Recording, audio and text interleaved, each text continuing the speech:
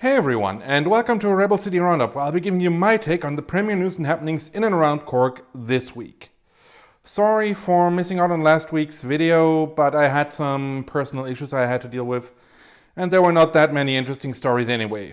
Today's a different story, as you can see on the side. We've got quite a few topics to talk about, ranging from black holes to cyclists to ticked off goats. Yes, you heard that right. So without further ado, let's get started.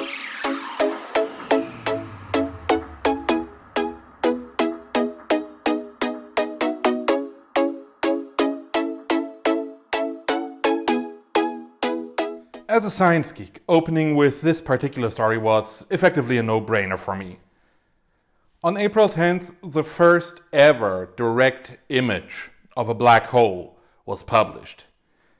The image showing the supermassive black hole at the center of a galaxy known as M87 was taken by the Event Horizon Telescope, or EHT. The EHT is a cooperation of 8 radio telescopes all over Earth, synced together to effectively serve as a planet-sized radio telescope. As for the black hole itself, supermassive is really the operative word. It has a mass of over 6 billion times that of our Sun, and the event horizon is larger than our entire solar system. Naturally, the black hole itself is by definition unobservable. However, the image clearly shows the accretion disk and a central shadow caused by the event horizon, the sphere from which beyond even light cannot escape anymore. The value of this achievement cannot be overstated, as it is the first actual confirmation that supermassive black holes really do exist at the center of galaxy, and serves as a further confirmation of Einsteinian relativity. Oh, and if you find that image a bit blurry, just remember that we are looking at the structure the size of our solar system in a galaxy 55 million light years away. Also, image resolution will likely increase as the EHT moves to higher wavelengths and more radio telescopes are added to the system. While we're on the topic of black holes, we need to talk about everyone's favorite subject. Yep, cycling. In an article in The Echo, the Cork cycling campaign has warned that the cycling infrastructure here in the city is falling behind and in need of proper maintenance and policing. Cars are routinely blocking cycle lanes, even as policing is stepped up in other parts of the country, like Dublin. Cork City Council is, as far as I'm concerned, proving completely useless when it comes to properly securing cycle lanes against illegal parking, while at the same time appearing unable to even maintain existing cycle lanes. As a result, what was a major asset to the city is being left to crumble. However, to be fair, this is only consistent. In recent years, any semblance of intelligence has apparently been banished from City Hall. Roads are in a horrible condition, the same goes for sidewalks, and any repairs are simply shoddy. And don't even get me started on the way trees are being treated in the city at the moment. And all that is before the fact that the city seems to be kowtowing to a few parasitic business owners who only see the city as their personal bitch to be taken advantage of in any way possible.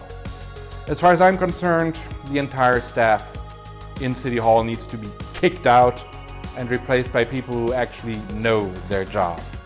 But that's just my take, and maybe I'm a bit too angry speaking as a cyclist myself. What's your view on the whole situation?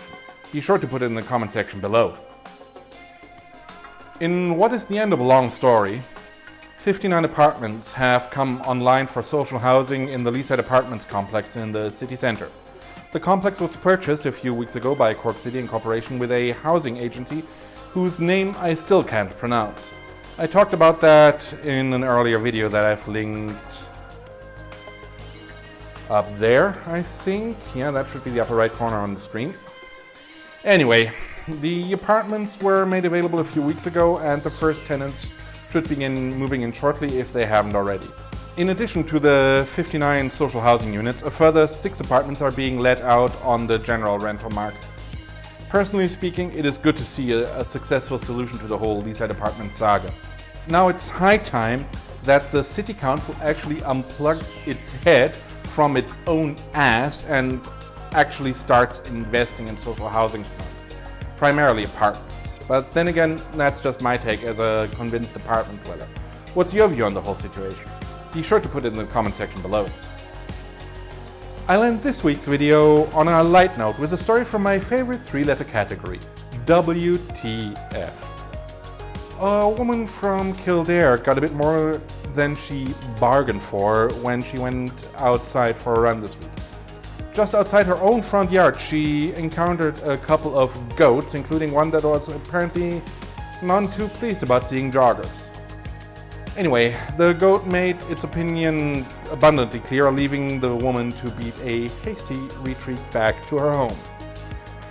Luckily for us, the whole incident was captured on video by the woman's sister, and let me tell you, it's bleating hilarious.